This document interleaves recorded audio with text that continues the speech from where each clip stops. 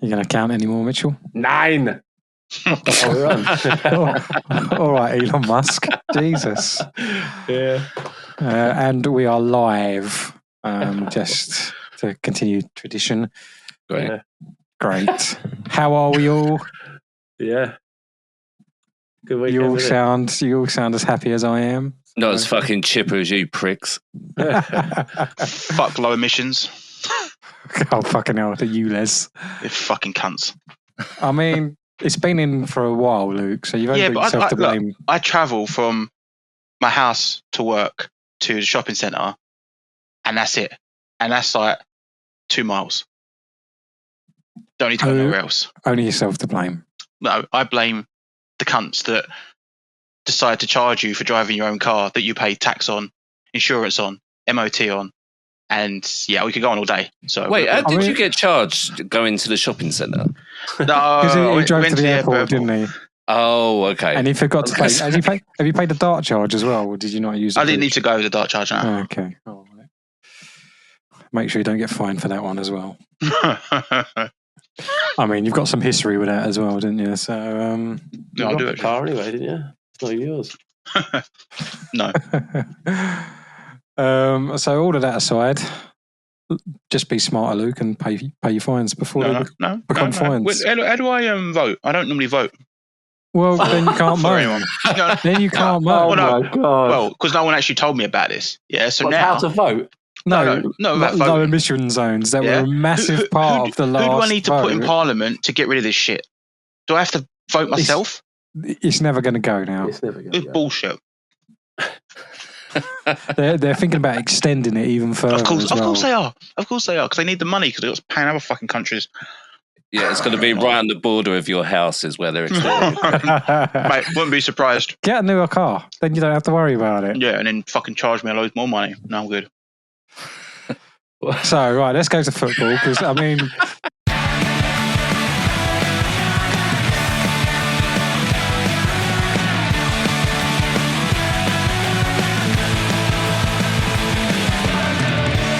We're going to quiet them down for a bit. We're going to talk about West Ham, Chelsea to start with. Chelsea were the home team, so Mitchell starts. Go. Yeah, Bob might have to fill in a few blanks for me here because you pricks Basically make a play bunch of football, jammy don't you? cunts. So that's all we need to say. I've heard some people moaning. I haven't seen why.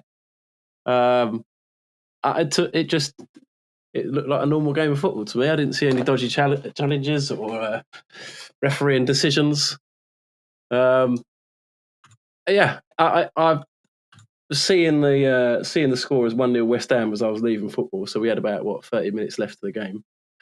I did think, well, here we go. This is very typical Chelsea. But I didn't need to doubt this time round. Normally we struggle in the second half, but a couple of nice goals, especially from Palmer. World class finish. What a strike! My goodness me. Deflection. Yeah, it was horrific. He didn't even celebrate it because it was such a deflection. It wouldn't have been a goal without it. Doesn't stop it from being a world-class goal. We're touching that in Arsenal Man City. Yeah. He did well doing a run into the box to make the opportunity. But he did well to run into the box. No. Crawl out of his arse. He was outside, and listen. You had about 3 defenders in front of him, and he's just fucking. Listen. He's already started. Fucking hell. Oh my god. But yeah, talk about the West Ham goal. Another world class moment. Cole Will. Oh, what an assist! What a pass to the boy. Fucking hell, I think he forgot the team he was playing for. Set Bowen up perfectly. Best finish of the game, though, to be honest. What? No, Neto's was a decent finish. Wasn't as good as Bowen's. I think Bowen's was better. Bowen's had a better assist, no doubt. But Neto's was a nice finish. I think that's what people were complaining about, wasn't it? Neto's goal. I think there was the tackle on Bowen just before that, and then the offside, was it? Yeah. So, right, first of all, the Bowen tackle, did you think that was a foul? Yeah. Okay. And then did you think Cuckoo was offside? Right. So it depends what the actual rules are, because who knows what the actual rules are. If he's attempting to play the ball, which he obviously was, to Cucurella, or no, not Cucurella. Who's he playing it to? So the ball did end up to Cucurella, but I don't know if he's trying to pass it to Cucurella. I think he's trying to go for goal. But if you don't touch the ball, it doesn't matter, right? Is that the rule? I'm not sure that is the rule. Wasn't there something that happened earlier in the season, Clive? A similar situation where someone got fouled and then they went and scored, but it was a no. I think we all agreed that it wasn't a foul. Isn't that the same sort of situation? I think you're referring to Arsenal when I can't remember what game it was, but it was when Saliba challenged someone similarly to the Chelsea one. But I think it was less of a foul than I'm not sure who committed that foul on Bowen. I'm going to call it a foul. It was a foul. I'm not sure the goal shouldn't have been given because of that foul, because I don't know what their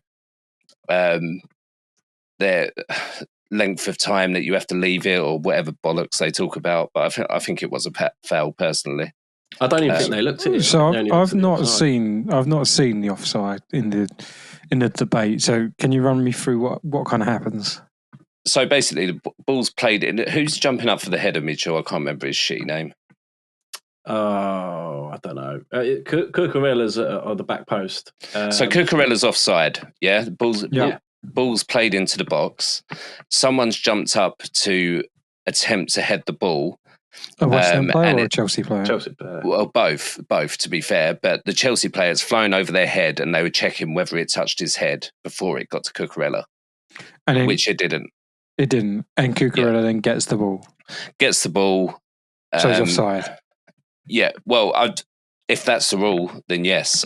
So no player touched the ball. So the cross is, he's offside when the cross is made. No. So Cucurella's onside when the cross is played. Yeah. Then he runs into an offside position, and that's why the argument is if it came off the Chelsea player's head, then Cucurella's offside. Yeah, that's correct. But that's what took so long, because they couldn't tell if it come off. And did it come off the Chelsea player's head? They decided no in the end. Oh, he's not offside then. I've not asked if they decided it, Mitchell. Did it come off his head?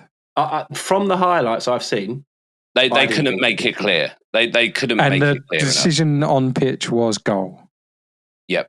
So there wasn't enough to overturn it to say it was offside. No, basically. So it's a goal, isn't it? Yeah, I mean, like I say, I'm not sure whether that is the rule or not, because he was attempting to play the ball. I don't fucking know.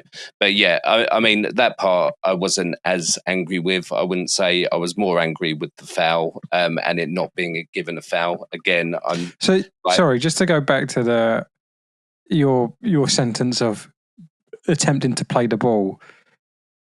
So are you trying to say if the Chelsea player attempted to play ball and didn't play the ball and the players ran offside because he's anticipating a touch, he should then be classed as offside? I don't understand what you mean by... Well, no, I'm not saying that at all. I was just trying to understand. Because that would be batshit crazy.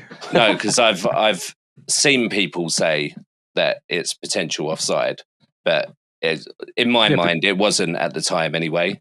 Okay. But that's what I mean by I was trying to understand the rule. And obviously I hadn't bothered to look it up before I came on here. So, still seething.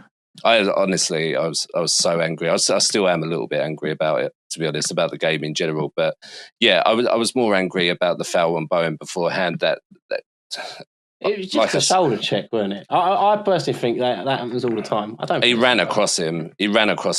Maybe I need to check it again. Like the first time I watched it, I didn't think it was a foul. For me, he's trying to take him out of play. What do you have got there, though? I don't know, but I mean, it's still a foul. No, you can't just take someone out in the middle of the pitch, can you? So I mean, we had this discussion last time. Neither player has the ball. Yeah, and he just runs into him, knocks him over.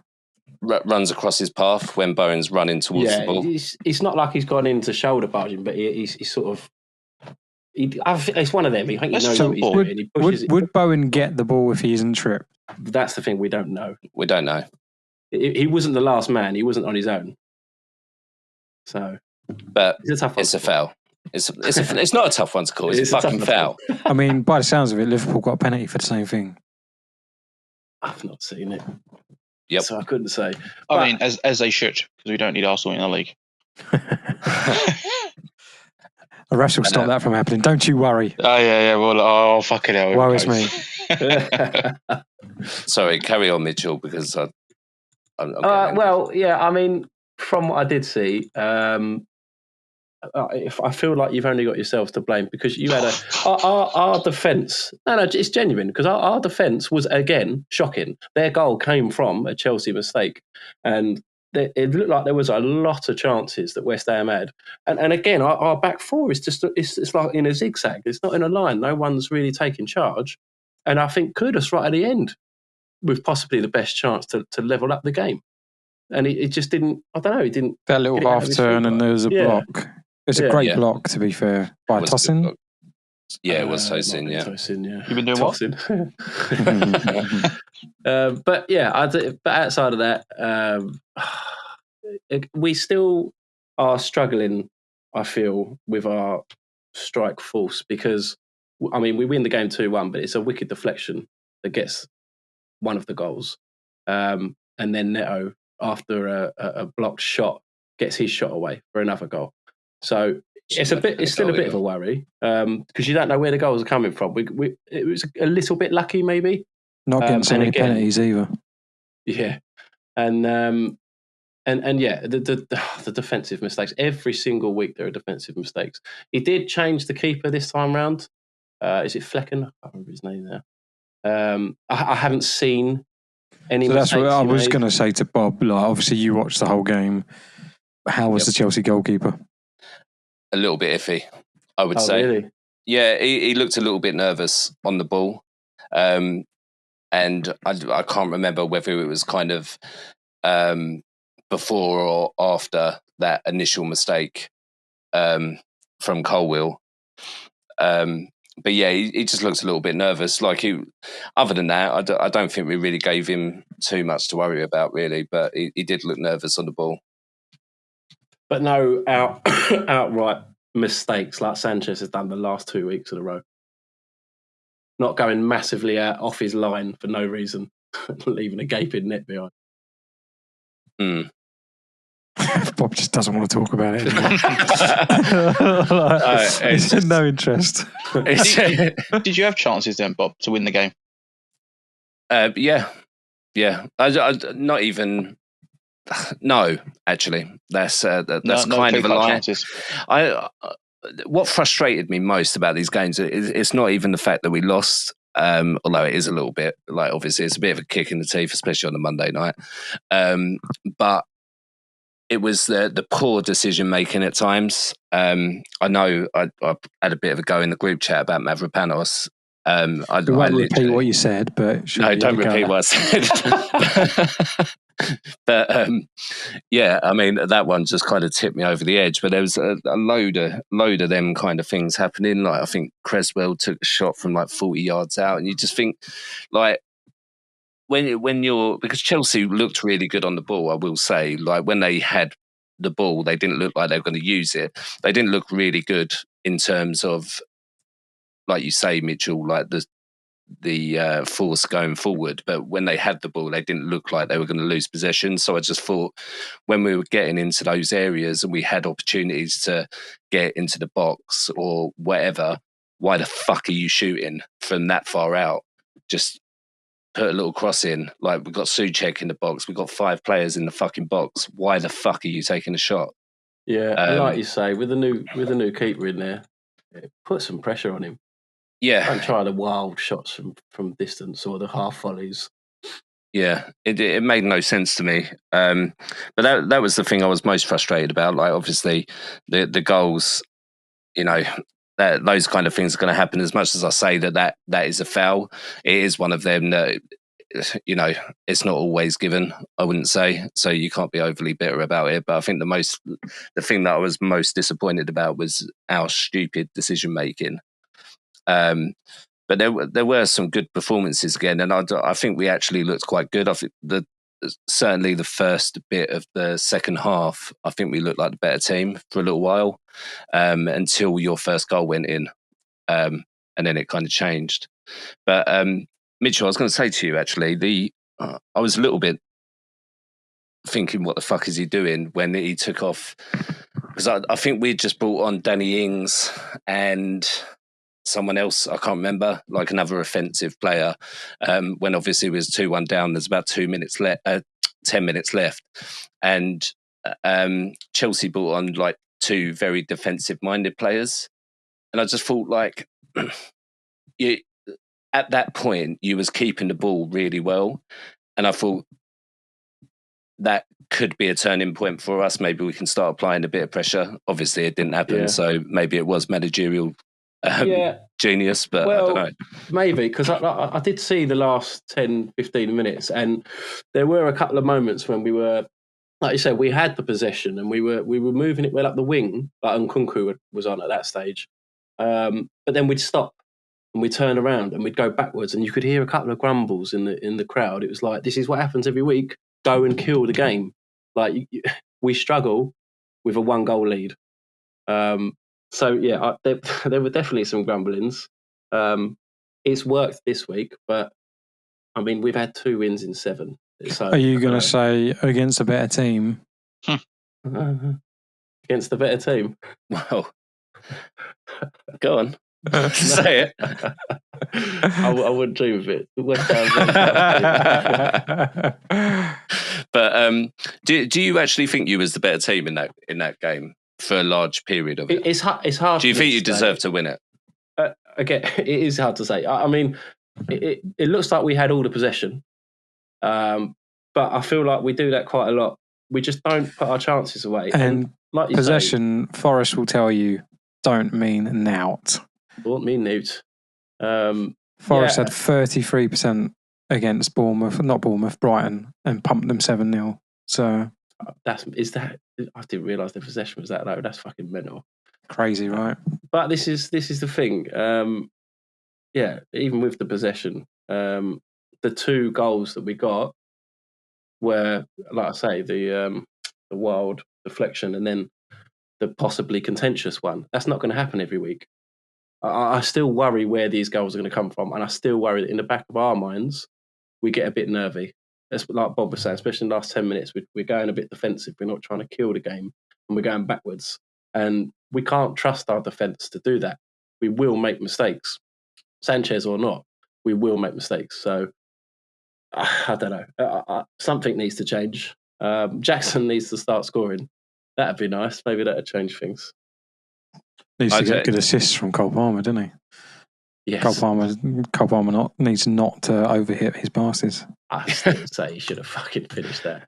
That did make me laugh actually yesterday when he was he went down. I think he thought he had done his hamstring or something, and I was like, please do not let him come off the pitch because we need him on to not score. Like, but when did he come off in the end? Did he have a hamstring thing? I've not heard anything. I'm not sure what time he come off. I think by the time he got subbed on the 52nd minute. 52nd, right. So that does scream a bit of an injury, doesn't it? I've not heard anything since. So maybe it was just a precautionary thing. But then I think he probably would have made that change anyway, going into the 60th minute. But it don't sound like Nkunku did any better anyway. I will say, and I know we talked about it in a couple of podcasts ago about Neto playing on the right-hand side. When he switched over to that side, you look so much better, I think, going forward. I don't know why, but you did. Did MANvAI come off or? Yeah, I think MANvAI came off, didn't he? Or did he? I can't remember. Yeah. By the looks of it. But it was both from MANvAI and Sancho came off. Yeah. Yeah, so Neto moved over onto the right, and I can't remember who you had on the left at that point. Nkunku, right? It might have been Nkunku because it looks like Gui came on, Mark Gui. Yeah, that was it. Played up front. So. But yeah, I mean, I do think towards the end of that match, if we had just made some better decisions, I think going forward we actually looked quite bright. And if we had made some better decisions, got the ball in the box a couple more times, I was just, no, I can't do it. I can't do it to myself. I can't think about it again. When there's fucking 6 players in the box, like I counted them at the time. And I saw it fall to Mavropanos, and I just thought, he's going to fucking shoot. Don't shoot. It's like, 40 yards out, don't shoot. What the fuck is he doing? And you just, like, it's the last minute. That one, like I said, last really minute of injury time. Don't shoot. What? Oh, it's so frustrating. But overall, for me, I'm not as angry as the previous Chelsea match, because that was just an absolute steamrolling. We had no... And to be honest, defensively, I actually think we looked pretty organised. I know we conceded 2 goals, but we obviously went in with a bit of a game plan. We put a lot of people behind the ball. And in the first half, we was really resilient. And the 2 goals that Chelsea did get, I think there was a little bit of fortune attached to it, maybe, other than the contentious, should it have actually stood kind of goal, which was actually quite a good goal. But yeah, fucking football, honestly. Fucking hate it. So I've got one question for Mitch. Yeah. And it's it's stolen from the radio. I was listening to a particular radio station this morning. And someone said, what does failure look like for Chelsea? In terms of what does failure look like for Chelsea? In terms of the manager, obviously the honeymoon period is now kind of over, as you alluded to. 2 wins in 7, and only one of those in the league, I believe. If you do fall out of the top 4 at the end of the season and you don't win the Conference Cup, does he keep his job? Has he done good enough? Yes, of course. I mean, even at the start of the season, it was never a goal to be top 4. We never expected a top 4. It would be a little bit disappointing not to win the Farmers' Cup, because it should be an easy thing for us. Your B squad should win it for sure. The B squad should win it. Yeah. Although you've got rid of a few players last night, apparently. We did have a little bit of a shift out. A lot of them were on loan. You've only got 400 in your squad now. Yes, there's still plenty of them. So that might be a bit disappointing, but I still feel like we are ahead of where I thought we would be. It's just annoying that... Do you feel like your owners or your sporting directors or whoever's actually in charge of Chelsea think about progress and think about the bigger picture, given the history that you have with managers and sacking them? Yeah, but that's Abramovich, isn't it? No. I mean, Bowley's already got rid of how many managers? It was only Potter, wasn't it? Thomas Tuchel. Well, Pochettino. The Tuchel one, I think, was part of the buying in. I think they just had a complete clear out of everyone. Poch was never permanent, was he? That was the thing with Poch. He would have been permanent for sure. Yeah, like he was settling in again at Chelsea, and obviously at the end of last season. Poch. But I just think Maresca is the first full-time permanent manager that Bowley has chosen, or the consortium, whatever, has chosen. Potter would have certainly been their choice. Yeah, I think it was too big of a job for Potter at the time. Don't get me wrong, but I like your owners don't give me any kind of faith in regards to keeping the faith of managers. Still, they might do, but we've not seen it yet. Yeah, I don't know. I think it's too early to tell. I mean, Maresca is already doing better than what Potter did. But yeah, I don't know. Top 6 is a successful season, I think. You fall out of the top 6, I still would be of the mind that you keep him, because there are areas where we need to shore up going into next season, not mid-season, next season. But I like what I've seen in Maresca. I'm nowhere near the mind. Cool. What about you, Potter, Bob? Fucking Potter out, mate. No, God, shocking. If he can't get fucking Mavropanos to stop shooting from 40 yards out, he's no good to fucking anyone. I mean, you had an exciting signing, in my opinion, in Ferguson. I think he could be a bit of a missing. I can't believe if you that. can keep him fit, I think he'll be very good for you. I agree. I mean, he's about 12 years younger than everyone else in our squad as well, which is always good. Yeah, I was quite happy with that. I like the idea that we've got like a young offensive player now. So yeah, fingers crossed he does stay fit, and yeah, I think it'll be good for us. Yeah. Fantastic. I was sorry. I was trying to look up before you said about that what Graham Potter's record was at Chelsea versus Maresca's. Not to try and catch you out, Mitchell, but I was just intrigued. But Graham Potter managed 31 games and lost 11. So yeah, I think he has done better. Maybe, has he? How many have you lost now? I think they've only lost 5 or 6. And how many games have you played? 24. Yeah, but I think they're talking in all competitions here. Oh.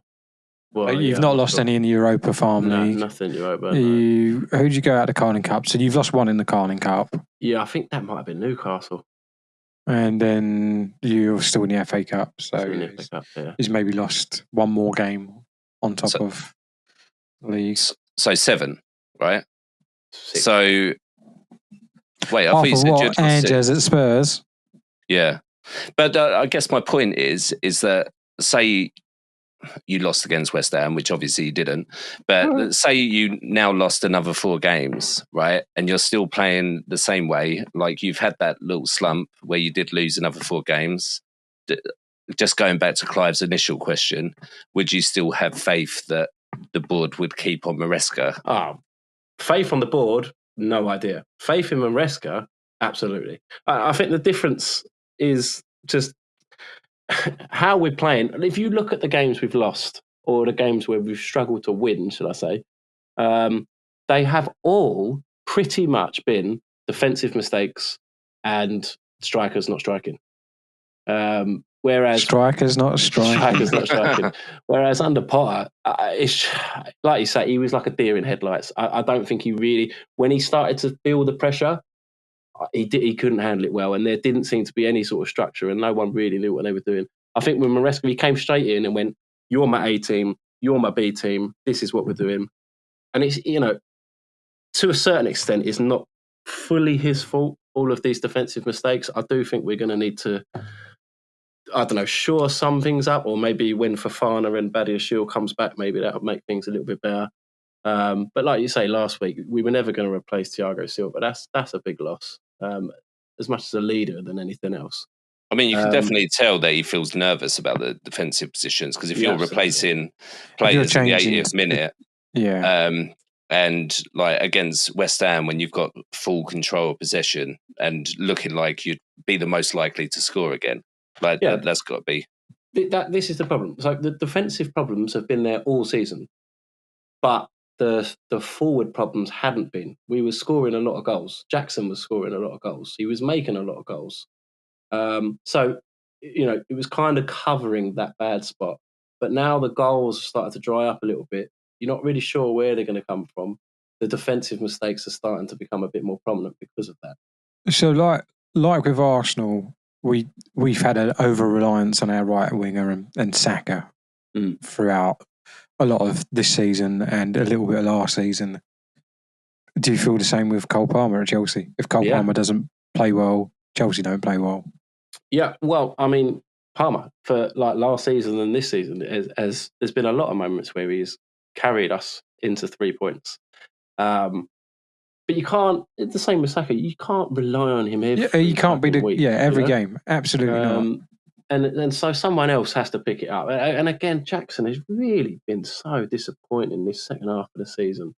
No goals in 8 now. All right, I think he's had 2 assists in that time. I won't moan about assists, that's fine. But he just looks he's got no confidence anymore.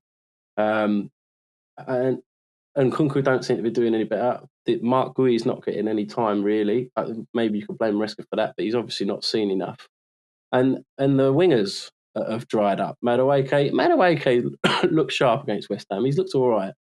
But again, he's not banging in the goals. Sancho's gone a bit quiet. Neto, I mean, he gets 30 minutes here and there. Yeah, he got a goal yesterday.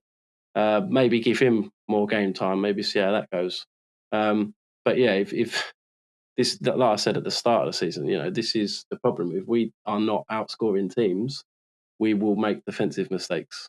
We're always going to make defensive mistakes. But that's something Maresca will need time to grow with. I don't think that's Maresca's fault at this stage. I think if you didn't have Caicedo there, you'd concede about fucking 6 per game. Absolutely. I honestly he's really grown into the role, hasn't he? Yeah, this season he's probably been Chelsea's best player. Yeah, absolutely. He's miles improved over last season. Yeah, You've always had good defensive midfield players. Yeah, we do like Conte. Conte? Makelele. Kante as well, yeah. Yeah, okay. Yeah. And we normally always have good strikers, but that's dried up a little bit. All right, Tottenham, Brentford. Luke Shaw. It's who we are, mate. Fucking. Here we go. Oh, dear. Here we go. No, look, I'm happy. I didn't watch the game. I had a friend round. Really? Well, I don't want to give names out here, do I? You know? It was your sister, Mitchell. Well, she's a hoe. I mean, you guys, I had to say it. Slow Mel. Oh no, he's named her. So, in terms of getting back to business, from what I understand, he finally caved in and changed tactics. Yeah, but did you listen to what he said about it though? I did not know because I can't stand him. So yeah, so he said that the reason why he changed his tactic was because we played Thursday night. We obviously still got injuries. Brentford have had a whole week to obviously prep for this game, and the intensity to play at this part of the season with the injuries and stuff. Dragusin picked up an ACL injury, so he's out for the rest of the season. Again, fuck it, it's Tottenham. They're cursed, I'm telling you. They're cursed. And then, bad management. Nah, well, it is what it is. No, well, you watched the game, he twisted it, so it's a little bit different in this instance. I have seen it, yeah. Yeah, so I can understand training and fucking that pisses me off, but yeah, in the game he twisted it. But yeah, I see why he changed it, and it worked really well for us. It meant that we had more pressure on us, but like we was able to soak that pressure up and use our attacking players, and with the pace that we got with Spence, who was phenomenal, so good. Yeah, he had a very good game. Yeah, man of the match. He's quality. He hasn't had a bad game yet. I mean, touch wood. He continues that he's been our best player so far. Son is looking back to his old ways again, where he's Are you going to say players back to his old ways? Are you going to that much? You're going to reinforce that a lot? Like his old ways was scoring 20 goals a season. He's not getting near that this season, is he? Well, Clive, like we take it as it is, mate. Yeah, a game by game. It's like what I'm seeing for the last few games is that when you see Son, he's like getting the ball, passing it back. I'm at Saka for doing that and not taking on the players. It's like you're a winger, fucking take on the player. Yeah, he's been doing that. He's been taking on the players, finding space, finally sprinting. I mean, I don't know if maybe he's had a knock. I don't know through the season. I have no idea, but he's looked sharp. He's looked good last few games. So I'm hoping he can continue it. That's what I'm getting at. Is that he's making things happen. He's crossed for the corner, which was quality. I guess I'll probably watch Arsenal on that one. Do you think that maybe it's the way that you did play in that game probably suited Son's style? Because if I think back to when Son was really good, and he had some really good seasons, maybe you wasn't playing on the front foot all the time. I don't know if I'm wrong there, but.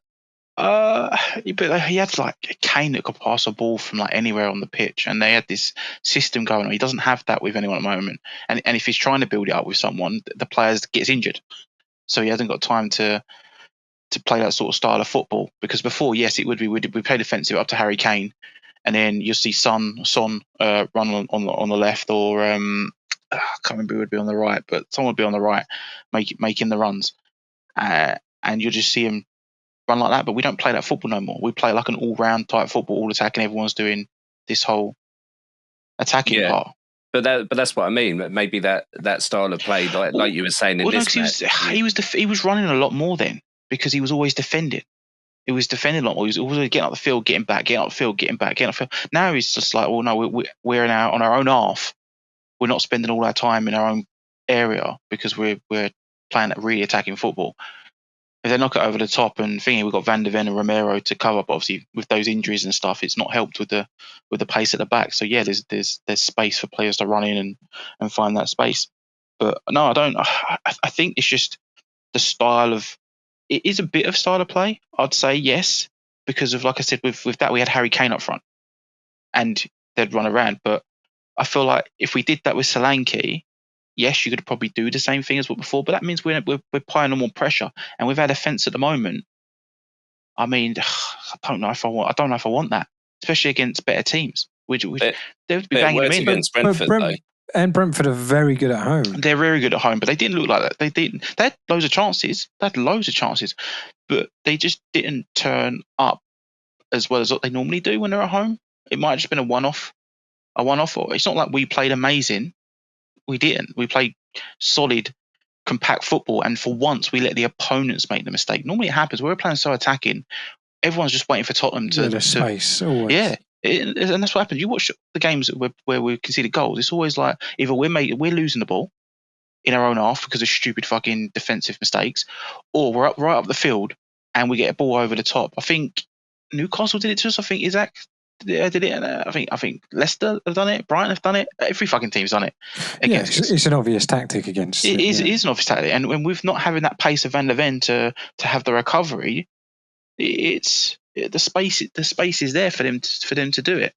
So it's a tough one. The pace between Ben Davies and Van der Ven's completely chalk and cheese. It's mental, isn't it? Yeah, that is. I mean, Ben Davies ain't exactly a slouch, but it is chalk and cheese.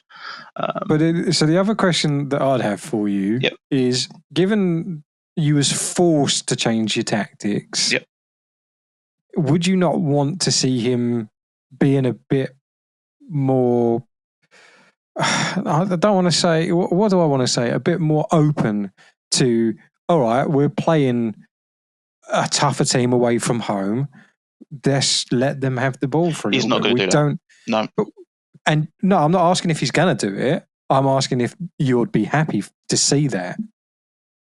Like, you've been forced into it and it's worked. I think maybe you got lucky because, Brentford weren't on it for the day. I can answer this. So if we have a full squad, and I mean the best squad we've got, I want that attacking football because I feel like we already shown that at the beginning of the season where we just didn't get the goals and we started getting it and we went on that 10-game unbeaten run where players were fit, we looked really sharp, we looked really good, and teams were scared of us. Everyone was talking about it, everyone was watching it, and everyone wanted to watch Tottenham. Yeah, you're seeing that football. It was quality football. Yes, we was always going to concede the odd goals, but we were always banging in goals. We was like the top goal scorers in the league, and also less in conceding. Getting the words wrong and getting tired, but we conceded less than most teams as well at a certain point in the season, even though we were a bit leaky at the back, even with our full squad. For a span of 2 games. Yeah, it was a bit longer than that, but I get what you're saying. But if we don't have that full squad, and we need to adapt. Like, I understand we want to play that attacking football, and maybe you still do some of that, but you need to adapt it a little bit and be like, okay, we've got Archie Gray, Jed Spence, we've got Bergvall. All these youngsters, Dragison's even young. Yeah, all these young players that have not exactly properly experienced the Premier League. Dragison's played a lot more games now, so the settling period's gone now. But the other youngsters, they're like 18. These guys can't. They're playing top end Premier League football like that Ange wants. I feel like they don't have that experience just yet to keep that mentality for the game compared to experienced players that can know how to ride a game out, know how to control the ball a bit better, know how to just pass it better. These youngsters, they want to get forward. They want to get forward, don't they? They want to play this sort of. Go on, Bob. Are you not worried that he hasn't thought of this up until this point? Because you've been without those players. You've been without Van der Ven, Romero, who, like you say, you're probably a bit more confident to play on the front foot because they're going to get back, right? But are you not a little bit worried that he hasn't thought about that up until this point? I think he's thought about it. Is it not bad management? Like, is it not bad management to go, right, I haven't got my ideal players to play the style of football I want. yes, I want to get the young players up to scratch and play in that football, but I haven't got enough senior players or I haven't got enough Premier League experienced players to play that way. So maybe I will kind of play what's best for the players that I've got available. They will learn the game management, they get experience. We might not look as good on the eye. We might not score as many goals. We might win a couple more games. We might draw a couple more games. Is that not bad management? No, I don't think it's bad management. I mean, yes, I want to see us not concede as many goals, but like he's trying to have his philosophy. Like, you have managers that have their own style of football, and if you just change that style of football because everyone outside of the game is like, oh, maybe you should have done like a Mourinho and just sat back on the last 20 minutes of the game and pile on the pressure and get them on a counter attack. It's like, well, that's not the way Ange wants to do his football. He wants to play exciting football, attacking football, not always just defending, and Even then when get your he counter. hasn't got the players to do that. Like for me, like I said to answer the question is, like, for me, I'd be nice if he did change it. Like, instead of making a reactive sub when we've conceded a goal at 2-2 or something, and then he brings on players when we all knew 10 minutes prior to that, it's looking a bit, oh shit, something could happen here. We could all see it on the telly. And it's like, how is he not seeing this? That you could just see it in the game. Like, in 10 minutes, someone's going to score. And guess what? They score. And then we might lose 3-2 in like 94th minute because he's decided to make a change like 5 minutes left to the game. It's some of that. I mean, it's easy for us to say from here, but like for him, he wants that philosophy, and he said it time and time again. He gets asked this question all the time in the media, and I get all he says. What does he say? It's who we are, mate.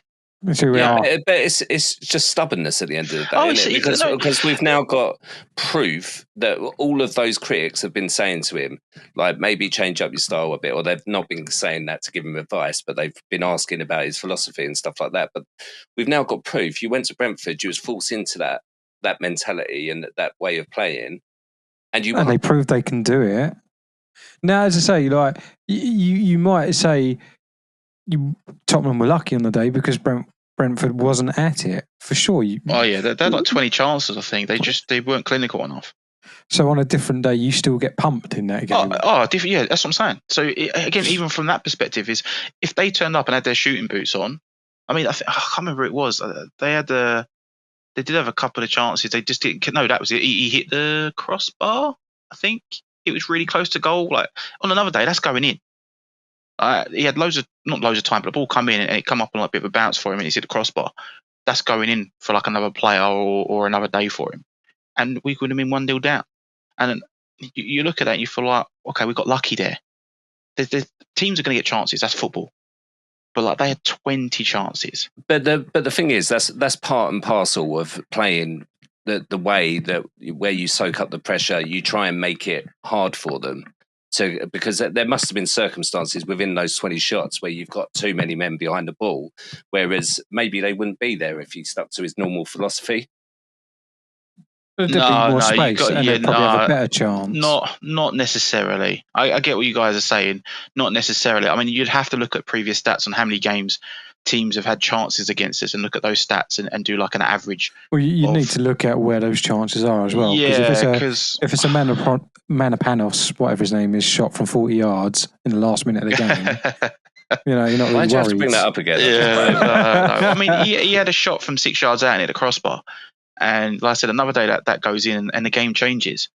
It's just, there's always going to be, when you play against Tottenham, there's always going to be some good chances for you. If you don't put them away, then Tottenham are known for punishing you. That's just the way Tottenham play. And not this season. No, we've not done, anymore. No, we've done a few games this season, but no, we haven't looked great on for a while now. But like, you got to look at Tottenham and be like, what is it that we want as a fan? As a fan, what is it we want? Do we want to play attractive football? Do we expect to concede 4 goals in a game, but we know we're going to score 6? Do we just sit back and play the Mourinho, Conte football of counter-attack football? We turn up and yes, we might win 1-0, but everyone's sitting there for 80 minutes and it's just, for fuck's sake, we've paid £60, £70 for a ticket, and that's it. So It might win us a trophy. It might not win us a trophy. It's Why frustrations, Clive. Why do you have to play one way or the other? Why can't you mix it up? Because he's got his philosophy. I told you, he's got his philosophy. You go call Ange up and ask him. I don't fucking know. I can't because he fucking dodged a call and just looked down at his feet if I called him. No, well, look. That's a bit rude, mate. That Clive from Londoners is right, cunt. I like the attacking football, but I'm not just looking at his philosophy. I'm looking at the players as well. Like that's what I asked. I said last week is the mistakes. I can get behind like wanting to play away. Obviously, West Ham fans played a West Ham way for 20 odd years, which nobody knows how it is. But he's fucking on one tonight. We won 5-1. I'm fucking chipper. So, to me, I don't really know what to think about it. If he was my manager, I'd be fed up. Like, don't get me wrong. I've been blessed watching Arsenal with Thierry Henry and playing great, attractive football. Then we had a period of not playing very good football. Even under Arsene Wenger, there was the last couple of years where we didn't play great football. We grinded out results, but we weren't challenging for anything. We wasn't really competing. Under Emery, for whatever reason, with the players that we had, he set up defensively and he set up to nullify teams rather than beat teams. So we've kind of had a lot of different styles in a short period of time. And with Arteta, he changes depending on the opponent. Like we probably change kind of tactics more than most teams in the Premier League at the moment. But it gets results. It's not been, you'd argue it hasn't been successful because we haven't won a trophy other than the FA Cup in his first season. Well, which was an Emery team. It was an Emery team. Yeah. But he's practical about it and he will adapt the team to the players that he's got available. Sometimes for the worst. But I just don't understand going so 100% into your philosophy if it isn't getting results and you're missing the majority of your players that you believe can deliver that. Just change it up a little bit, tweak a little bit. You don't have to change your whole philosophy. Tweak things. I don't see him tweaking. I should hope not. Fucking hell. I mean, the pitch. Look, he changed it, didn't he? We won against Brentford. Well, he was forced to. Yeah, he was forced to, yeah. It doesn't... The thing is, it's all well and good. Like I said, when we was winning those games, everyone was like, oh, mate, this philosophy is great. You know, the attacking football attractive, the scoring. And then we pick up the injuries, we start losing games. And yes, he hasn't changed his tactic. He's still trying to play the attacking football, trying to keep it like that so that, you know, it stays like that for even when the other players come back. It's that football. We're still going to attack teams. And yeah, we haven't had the players to do that. And yeah, as I said, I would like him to change it, like even at 50 minutes or something. But you know, shit, we're doing this, ain't working. You know, I don't know why he's bringing on two defensive midfield players, taking Maddison off. Yeah, when you're chasing a goal, it does. Yeah, it's sometimes just. I mean, players like Papa Sarr, like he scored. Yes, he does get forward quite a bit, but well, if you're leading a game, it gives him the chance to, right? Yeah. Which he was when Pape Sarr scored. If you're 1-0 up, that's going to open more spaces, and it was a very good finish. It was a good attack. That's good team play. I think Son assisted it as well. He did. But that's because Brentford were pushing on to get an equaliser, so it gave you that space in behind them for once, rather than the other way around, right? Yeah, no, I agree. But that's always football, though. There's always going to be space. I've got one more question for you, Luke. Sorry. Ask away, mate. But would you rather have had this last crop of games where you didn't have your full squad and whatever? Would you have rather he changed his tactics and got some more points from those games? Or are you happy because he just kind of kept with the same philosophy and went with attacking attractive football? I don't know. I don't think. I think it could have been a different outcome. yesterday. So my follow up with that defensive. So so hear me out, so Clive, before you go to there. Yeah, sure. Let's say, he's changed his tactic. Yeah, it's been forced to change tactic. Let's say we get hammered, like Paul Merson was going to. Oh no, Carragher was saying, not Paul Merson. Carragher was saying we was going to get smashed. Yeah. What would his conversation be? It would just be Ange out. It would be, wouldn't it? It'd be Ange out now. I mean, I'd keep him forever if I was you. No, you guys, you'd love it, yeah. I'm hoping you keep Arteta because he doesn't want to win anything, so I'm happy for that. But looking at Tottenham and Ange, he won the game, forced change of tactic. That doesn't mean that Leicester the week before he did the same thing. We could have got hammered. A different team, like I said, 20 chances they had. Leicester might have scored 4 of those chances, which means that, okay, what would have then happened? Again, another conversation. And another conversation would be, what if you kept his ideal philosophy, went out with those players and got beat 2-0 by Brentford because you didn't have the players behind the ball? You can't win then, can he? Honestly, he can't win. Bob's not asking you like if you think he can win. He's asking, would you be happy with him doing those changes, making those changes? So my follow-up question would be, are you happy watching attractive football but losing the majority of your games? No, I don't want to lose. No, because that means we're not going to get in top 4, Clive. If we can't lose the majority of our games. But that's what you've got at the moment. But he's trying to build something. I think everyone's just looking at this and being like, well, he's trying to build a squad, and every time he tries to do something, someone's fucking injured. It's just, I mean, what are we supposed to do here? Larger picture, right? You finished outside the top 10 this season. Yeah, which is more likely. I think that's likely now, yeah. I agree. You keep him in place. Yep. You have your fully fit team next season. Yep. You start off well, and then the same thing happens. Where's your head at that point?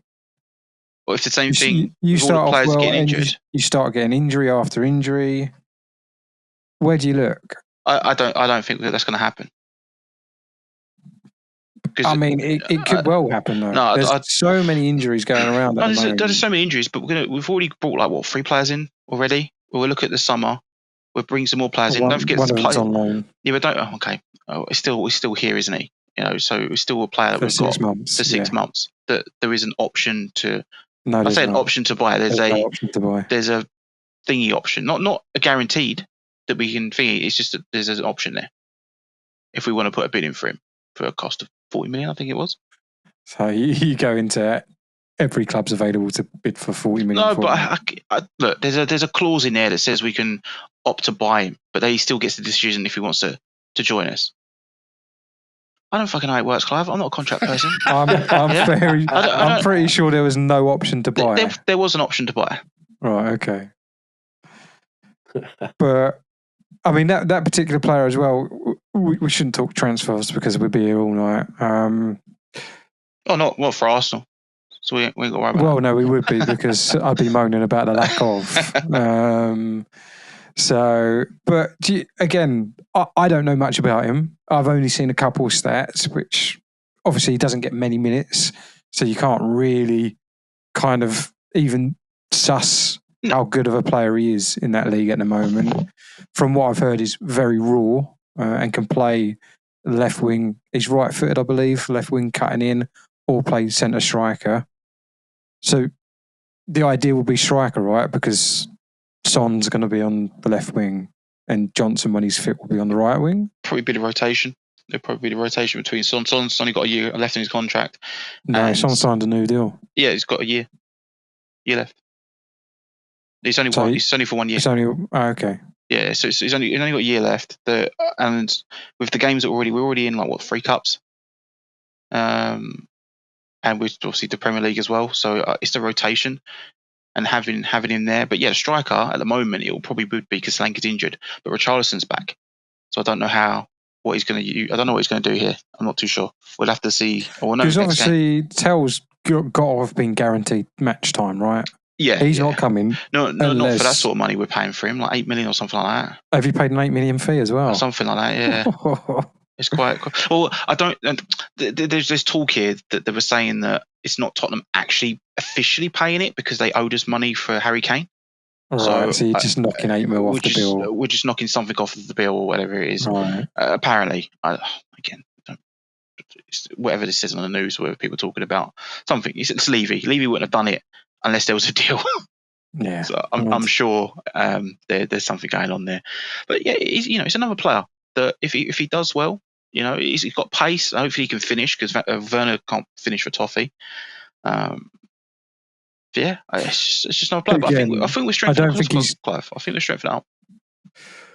I mean, I don't really know what to say to that because I've not seen the evidence of that like in the last few seasons. No, but look at this. Okay, we're coming to Arsenal anyway in a second. But look at Arsenal at the moment. Yeah, you asked Mitch about the question of the board and stuff like that on Chelsea and stuff. Arteta's been there for what, 4 years? 4 full seasons, yeah. 4 seasons. Yeah, he's won the FA Cup. Yeah, it's you can see improvement every year. But like, when does it become a point where Arsenal managers and everyone else look at the club and go, oh, you know what, Arteta's been great. He's been good. No, not great, but he's been good. He's done the FA Cup, fair enough. He's won maybe a Community Shield. I don't fucking know. Whatever it is, yeah. Won some B trophies. Yeah. Mm-hmm. Then, we actually need a manager that's going to take us over the thing because this season, Liverpool should not be where they are. Arsenal should be. Yeah, I don't disagree. But I think he's got until next season. I think if he doesn't, I think if he doesn't start delivering next season, because when Edu was there with him, it was a 5-year plan. In the 5 years, we want to be in this position. Now, I do believe we kind of got to competing before we expected to be. So I think the first year that we came second in the league 2 years ago, the goal was to be in the Champions League that season, so top 4. And to go as far as we did with coming up short, I think that was ahead of schedule. And I think obviously that's had an impact on last season and the progression has kind of speeded up. But I think it's a 5-year goal. It's a 5-year plan with Arsenal. And one of the things I've touched on, and one of the things that I think is very different with Arsenal, is the fact that that's been very kind of spoken about by the club. It's been spoken about by the higher ups. It's trust the process. It's the process. So at the moment, we, as you rightly say, where Liverpool sit at the moment is crazy, and it should be Arsenal off the back of the last 2 seasons. It should be Arsenal capitalising on City being as poor as they've been this season. Yeah. I don't disagree with that. When you say a 5-year deal, are you saying is that Premier League title non-negotiable, or is it a trophy? I think it's a major trophy. So I think FA Cup, Premier League, Champions League. Oh, well, he's fighting for another 5 years because he won the FA Cup. I think within the process. Obviously, the FA Cup that he won was off the back of not his team. No. Obviously, he had to get it over the line, and he did. But this is his team now. All of those players from the FA Cup, with the exception of 1 or 2, have gone. This is his team. They're playing the football that he wants them to play.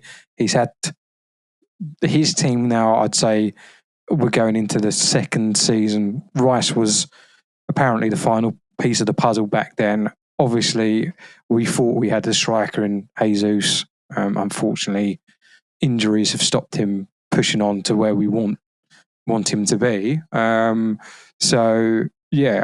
think this is his team 100% now. And next season, in my opinion, is the 5th season of him being in charge for the process.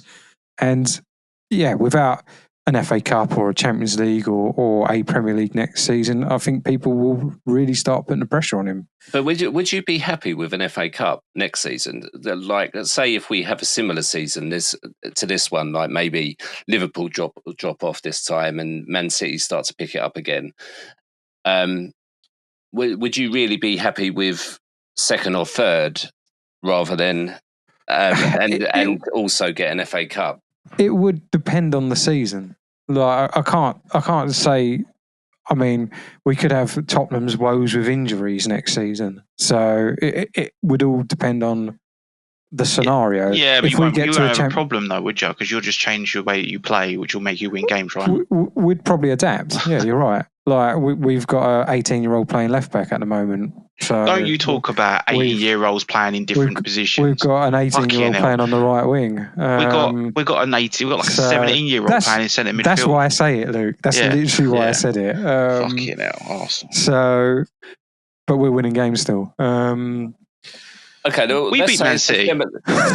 Say for example, because obviously we can't write you off at the moment because it's still not the end of the season. But let's say you do finish second this season and it's a 6-point gap. It just finishes now, right? And it's identical next season, but you win an FA Cup, you go out the Champions League. Do you think that's enough for Arsenal fans, really? Like, are people going to start crying for him to be out at that point? People have already cried for him to be out. So, yeah, there will be people that want him out. I think it depends on... No. I think we're, as most people would say, we're a striker short of really pushing on and taking us a step further. There's a lot of noise in terms of why hasn't he bought a striker? It's not that, to me, is not an Arteta decision. I think Arteta has said, yeah, I want attacking players. I want to reinforce the squad. He's probably given names of who he wants. Then it's up to the board to go and get those players. It's up to the negotiation men. I don't know who it is now since Edu's gone, but it's up to them to go and secure the squad for him. He is doing, in my opinion, a great job with the players that he's got. And getting results with, as everyone would say, like Kai Havertz is not going to score you 20 goals a season, but I think we've still scored the second most goals in the Premier League this season. So yeah, he's coaching players and he coaches players in a way that they improve. He's got some wacky ideas in terms of some of his methods, for sure. But I think he has continued to progress the squad. But this is my problem, right, with the striker situation, because I know you've said that he kind of coaches people to get him to the upper level, which I do agree with. But with those strikers that you've mentioned, so Havertz, and Jesus, to a certain extent, I wouldn't say he was ever prolific, and Arteta would know that, right? Do you know what I mean? So, like, why are those two when you're looking to compete for a Premier League? Is it just a knee jerk? I don't believe we signed Havertz as a striker. I believe we signed him as a rotation player for attacking midfield, to not put all the pressure on Odegaard. I think that is evident from when we first started playing him. He wasn't a striker. Jesus was playing up ahead of him. And we haven't had a replacement for Jesus with the ACL injuries that he's had. But you're right in a sense that Jesus come to Arsenal not being a prolific number 9. But that's because City played him out wide a lot of the time. And we took a risk playing him as a number 9. And he started off at Arsenal very sharp. He started off very, very good. And he did look like he would be able to get 15 to 20 goals. But I think one of the problems with that is the fact that he has had 2 huge injuries, and because we didn't have a secondary striker at the time to kind of rotate, so that's mismanagement. Yeah, but I think we had Eddie Nketiah on the bench. I think you're right in terms of he did start off sharp. I remember him. I think we was watching Billericay at the time, and he got a hat trick and stuff like that, and it was quite positive from it. But he does seem to have it even with City, and it might be the where they played him. But I don't know. I just think, well, Arteta, was he at City when Jesus was there, or was it? So he would know better than anyone of his ability. So I'm assuming that he's kind of looked at him and thought we could probably get more out of him. He's looked at him and he's gone, we're losing Aubameyang, who was a fantastic number 9. I need to replace that. He obviously knows his attitude. He knows his work rate, which is something that Arteta loves in a player. He will do the running, and that's one of the points with the Man City game this weekend. Is one of the chances, not one of the goals, but one of the chances we created was from Kai Havertz making a sliding tackle on our 18-yard box. And what other strikers do that in the Premier League at the moment? You'll find very little. So you might find some more that get more goals though. Yeah, well, you definitely will. You definitely will. But we've scored the second most amount of goals in the Premier League this season. So only Liverpool have outsposed us so far this season. Again, Clive. We didn't hear it the first time. Well, exactly. So it's going in one ear and out the other. Well, not for your strikers, but I get what you're saying. You're scoring. That's how you win the league. You don't just win the league just from one striker. Well, Liverpool, you win it. Mo Salah. Unbelievable. Mo Salah's been banging them in, yes, but Gakpo's been scoring. Luis Diaz has been scoring. Have you seen Mo Salah's goal and assist ratio? Oh, it's probably ridiculous. It always is with him. It's in the 60%. Yeah, it's 60% of their goals are through Mo Salah. Yeah, which is crazy, and that's which is great. And that's a world-class player. That is a world-class player. That's what you need. But we had a world-class player in Harry Kane, and he probably scored 60% of our goals. But we didn't win fuck all with it. And that's you have to have. Spurs. Well, I probably agree with you on that, to be fair.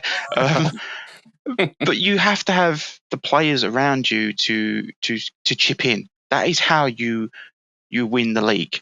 You see it in the old Arsenal, you see it in the old United, you see it in the old Chelsea. Drogba was quality, but he had players around him that would also get goals. Lampard was banging in 20 a season, 15, 20 a season, and a bunch of assists. Man City, when they done it, De Bruyne was banging in goals. It's just Foden. You're getting all these players that get goals. It's not just always about the striker, but I think the problem is with Arsenal is that you don't have that striker that's going to get you guaranteed 15 goals a season that will then contribute you further into win the league. Is what I believe. I don't disagree. I mean, Kai Havertz is on I think 9 goals in the Premier League this season. Yeah, which is great considering he's been changing positions. Yeah, it's fair play to him, Yeah. and this is my point. Is I think the striker is I think the efficiency of a striker, like your Harry Kanes, your Jamie Vardy's, that kind of ilk player, where you get one chance to win a game, you put your house on them scoring the goal. They're scoring that chance, whereas Kai Havertz, you wouldn't. It's a 50-50 at best that he's going to put the ball in the back of the net when he's got one of those chances.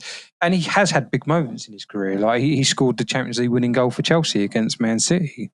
So he can do it. He's got the mentality to do it.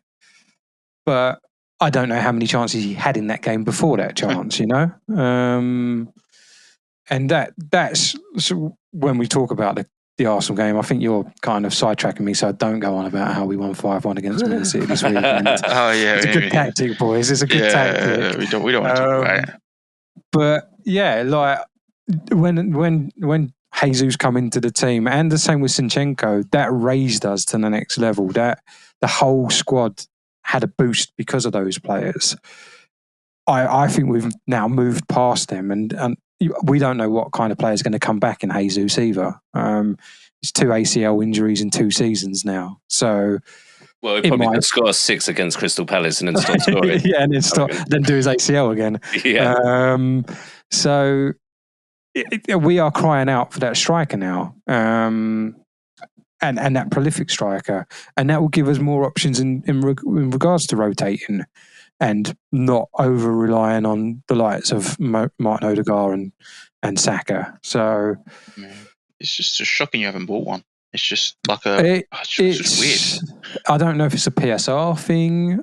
I don't know if the right opportunity didn't come up in the market, and obviously that's the PR from the club is we're going to wait for the right player for the right moment. I personally believe the offer for Ollie Watkins was literally a PR. Look, we've tried to sign a striker. Oh yeah, you ain't getting Ollie Watkins. Well, apparently Villa offered him to us for 60 million. Apparently, but 60 million for a 29-year-old who's a proven goal scorer in the Premier League, but he's only scored one more goal than Kai Havertz this season, and he's played 3 more matches. So and he missed a lot of chances as well. Yeah. So would he be the right player? Arsenal fan. I think he that's is a perfect signing for Arsenal. I don't know if he's just having a bit of trouble with what's his face, the manager. He don't seem like he's got much. But he had a great season under Emery last season. I don't know what's happened this season. You can just see it in his demeanour. There's something not quite right there. Probably the competition. He's got Duran there now. He hasn't anymore. Gone. No, he ain't anymore, but he had it Rashford, in the first part Marcus of the season. Rashford. Well, he ain't worried now then. I think last season he was playing every game, and he hasn't played every game this season. So I think that probably he still played 24 games. He still appeared in 24. And so, it just seems like the perfect fit for us. And like you're saying, right, like to bring it full circle to looking to change managers and stuff. I think Arteta with the right striker is that's all Arsenal need to go win the Premier Leagues. I 100% agree. Do I think Ollie Watkins is the right? I would have liked to have signed him 2 years ago when he was a little bit younger. I'm yawning. When he's a little bit younger. Listen to us. We're on. I personally believe we're going for Benjamin Sesko in the summer. I think that's the number one target, and I think a £40 million offer for Ollie Watkins in this current window, as low ball as that is, and as Arsenal as that is in the transfer market, if that had come off, that could have got us over the line this year. I don't think it would. I think Liverpool are too far ahead now. So is it a gamble doing that and hoping that Liverpool drop the points we require and then not signing a 21-year-old striker in the summer who we see as he's the one we want? Watkins would have been I'm not going to say panic buy because it would have been a smart purchase, but I don't believe he's the number one target. But so you're going to buy Olivier Giroud too. With a bit more pace. Calvin Lewin. No, we don't want another injury-prone striker. Thank you very much. But I think it was. I don't think he's number one target, Ollie Watkins, and if he's not the number one target, I think we've kind of. Well, I hope the conversation is: what are the chances of winning the Premier League with Ollie Watkins this season? Probably still, maybe at this point, 10%. If Liverpool really slip up, okay, what are the odds of Arsenal winning the Premier League without Ollie Watkins this season? Probably 9%. If Liverpool really slip up, is it worth spending 60 million on him now for a 29-year-old? I don't think so. I mean, your maths are terrible, Clive. He'd offer more than what you're suggesting percentage-wise. I don't think he would. And I'm saying to win the league this season at this point, I think so. We would need Liverpool to drop 12 points. Basically. Do you need to still play Liverpool? We've got them once, yeah. Okay, so there's 3 points, yeah? That was away from home. Let's just say hypothetically speaking, yeah? Let's say hypothetically speaking, you beat them, right. Yeah? Sure. You're not like Tottenham at the turn up Liverpool and they always struggle against them. We don't win at Anfield. No, normally people do, to be fair. But don't normally beat City though. No. What's that? And we don't have a world-class striker to do it. No, if you just stay humble. He's a player. Ollie Watkins is a player that he's going to get you. He's going to get you some of those goals, Clive, that you've been lacking, and it may get you those little wins at the end of the game where it's 1-1, where a few times where you guys have sat back after scoring 1-0 up and teams have come at you and scored and you've drawn. So look at it in that sense. I think we could all agree for Arsenal to win the league this season, would need to win every single game. No, correct? I don't think so. I don't think Liverpool are going to go undefeated. Well, but they still need to lose 3 games without us dropping any points. Well, they can draw games as well. Sure, but we still need to make the 9 points difference. So, in my opinion, for Arsenal to win, 12 points. Sure, no, it's 9 points with the game in hand. Yeah. So, for Arsenal to win the league, realistically, we've got 14 games left. I generally believe for Arsenal to win the league, we'd need to win every game. I actually agree with you, Clive. I think with the Ollie Watkins situation, I actually agree with you. I don't think he adds any. He adds a couple of goals for sure. I'm not going to doubt that, but I don't think he offered. If it was a guaranteed, you buy him, you win the league. Yes, absolutely. But because Liverpool got such a great gap, I think it's but it's increasing your chances more than 1% of what you're suggesting, Clive. I don't know if it does. Not at this point in the season. I think it does. If there was another 5 games to go on top of what we've got left, maybe. But I don't think so. You're buying a striker that's proven in the Premier League. He's gonna go straight into Arsenal, and he's just gonna adapt really quickly into your style of play because it is just attacking football. The way you're playing at the moment, and your defense is fucking solid. He ain't got to worry about anything. He's literally just got to be on the attack constantly, and he's a much better striker than the players that you've got. So to kind of battle that point, we don't play all out attack. We press high. And that's one of the points about the Man City game. It was so refreshing to see. So let's start the Arsenal Man City chat now, because if not, we're not going to get to it, and that will annoy all of the fans. Not really, but okay. So great result, 5-1, fantastic. First minute, great press, Odegaard triggering it. And that's one of the points, is having Thomas Partey play his natural position, having Rice be able to play a bit further forward and contribute to the press. It's the first game, to me, it's the first game since being back from injury, Martin Odegaard has looked fully fit and up for it. So with those 3 things combined, we did look like the Arsenal of last season. And that was superb to see. So from that point of view, what a great job. We had a couple of big saves from Raya as well at 1-0. Some absolute 2 class saves. Then when they scored, I think a lot of people thought, oh, here we go. Now we're going to go a bit into our shell and not know what to do. And then we had a world-class strike from Thomas Partey 1 minute later. World class. Not a dodgy deflection at all. And that just, at that point, you just saw the guys go, hang on a minute. We can beat these. They're not good this season. They've not got Rodri. Let's get at them even more. And the press was fantastic. But as I said earlier, a lot of that game was sitting back in defensive shape. I don't know how good Ollie Watkins is at that. Kai Havertz, fantastic at that. Martinelli, fantastic at that. Saka, fantastic at that. They work their socks off. I don't know if Ollie Watkins gives you that. Yeah, but that's where you can rotate. Arteta will be smart enough to know that.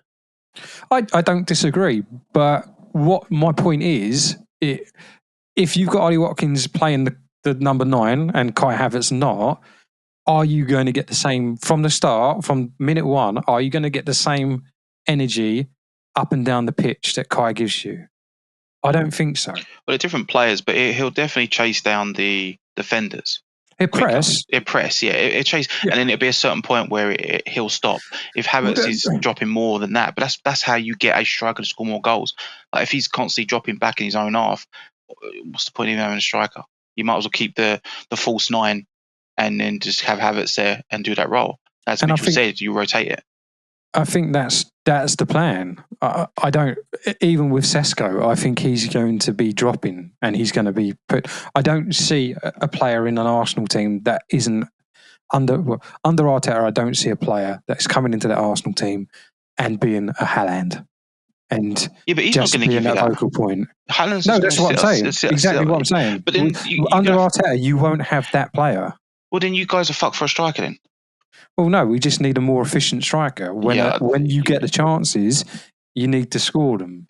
You're going to have that. And I think Ollie Watkins does get quite a lot of chances and he misses a lot, but he's still better than what we've got. I don't know if I agree with that. I think he's a good goal scorer, but I don't think he's better in the sense of he won't do the work that Arteta requires, I don't believe. He just needs to put in the back of the net, Clive. That's what you need. You need someone to score goals. And regardless of how he does it, you need to play for that striker then.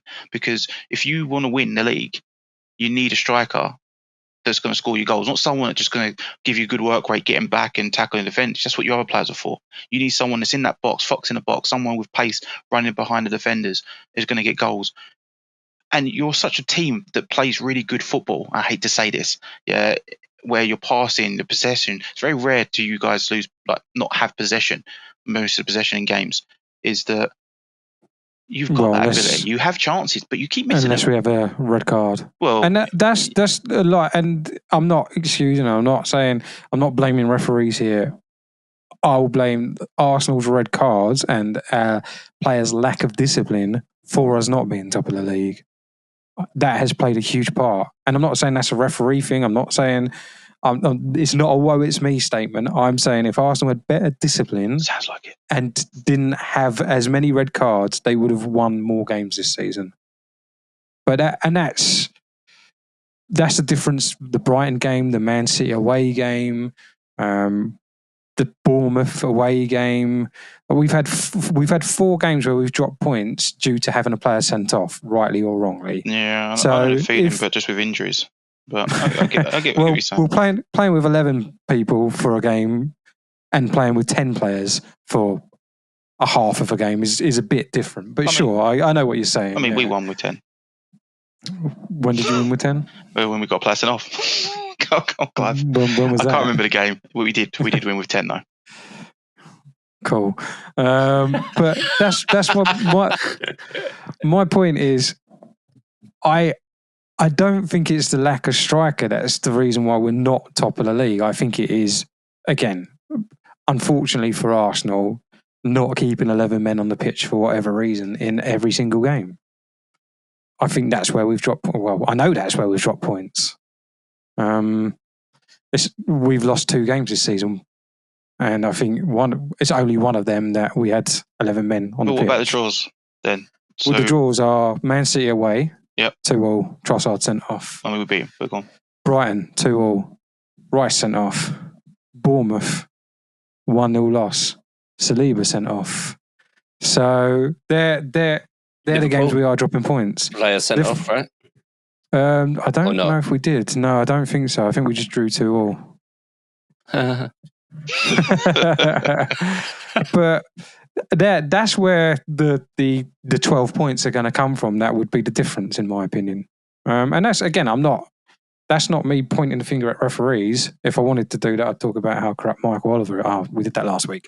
But there was one referee decision that I was a bit perplexed about at the weekend. Bernardo Silva being allowed to kick Trossard after the whistle was blown. As he should. Nothing. Not even a yellow card. Who would have thought? But other than that, there's nothing bad to say about the performance with Arsenal this weekend. Miles Lewis-Skelly was superb at left back. Nawari, when he come on, was again exciting to watch. Odegaard, as I say, it was the first game that he looked very fit and up for it. Kai Havertz put an absolute session in. Thomas Partey looked like a great defensive midfielder playing in defensive midfield. Rice looked fantastic. Yeah, it was superb all round. Saliba and Gabriel looked solid as always. So yeah, and Timber just looked like he was just doing his job. So very, very happy, and we've owed them a beating for a while. It's been hard watching. It's been hard watching us against City over the last few years, so it was very nice. You finally beat him when it doesn't matter. Yeah, and that's exactly my feeling. It's not a nothing game, but it's not a statement win, in my opinion. Liverpool will look at it and go, cool, they've won a game. They still need to win. Well, we still need to lose 3 for them to get within touching distance. Yeah, so. And let's face it, fucking Spurs beat them by 4 goals. So it's like, how did West Ham do against them? Yeah, that's right. I don't want to talk about it. Cool, right. Shall we move on to Man versus AI, or do we want to speak any more Arsenal? I feel like you've had your questions. Excellent news. Man versus AI. Right, a quick decision. We're going to do another podcast before the next round of Premier League games. The next round of Premier League games, I believe, February 14th for Chelsea. So, yeah, we should do another episode before then, and we can maybe talk transfer windows and shit like that. Just nonsense. So, right, we're not going to do any actual predictions tonight, boys, is what I'm getting at. We are just going to do a recap. All in agreement? Yeah. Wonderful news. Yeah. So, not a very good week for you humans. I think familiar story. yeah. So let's run through Chelsea v West Ham. Mitchell predicted a 2-2 draw. Idiot. Bob predicted a 1-1 draw. So both got 0 points. Luke predicted a 2-1 win against Brentford. So got 1 point. Clive predicted a 2-2 draw with City. So got 0 points. Mug. I'm catching up now. Oh, I'm so worried.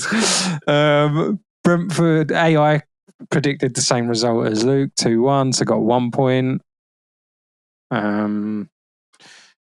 It then predicted Man City to beat Arsenal 2-1, so got 0. It predicted a 2-1 Chelsea win, so got 3 with a total of 4 points. Bastards. So as it stands, AI is on 72 points. We are on 53 points. Fuck it now. Yeah. Nice old leads now. And the league table between us, Mitchell sitting top with 16 points. Clive sitting second with 15 points. Bob sitting joint second with 15 points. Luke has finally made a little bit of a gain and is sitting on 7 points. I mean, catching up. You are right. You've caught up this week. Yep. So keep going.